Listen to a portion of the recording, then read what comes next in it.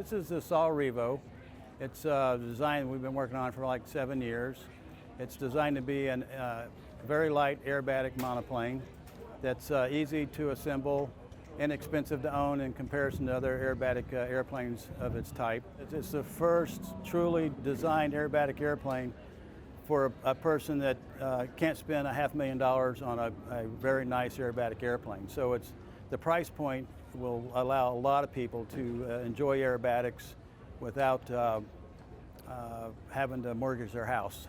You know, if you can afford to go out and buy a couple of jet skis, but you'd rather have this, you can have this instead.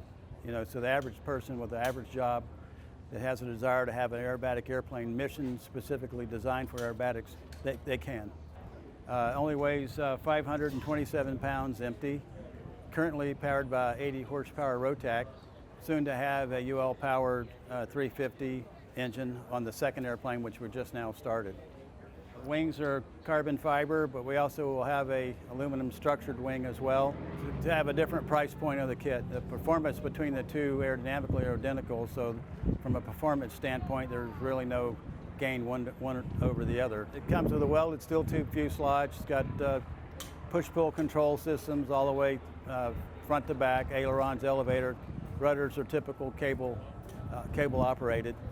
Some of the unique features is it has a really nice cockpit. It's a G-tolerant seat, very similar to F-16 or Sukhoi. The design itself is designed to be easily trailable. You can take the wings off in 20 minutes, put in a trailer, take it home, take it to your next show or contest, or if you want to go cross country and fly it someplace else, just take it, or fly it, either one, doesn't matter. The kit's designed to be assembled quickly.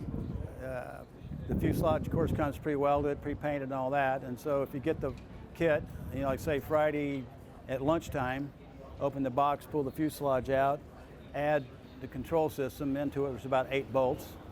Put the turtle deck on, which is installed with 3 rivets. You're ready to cover.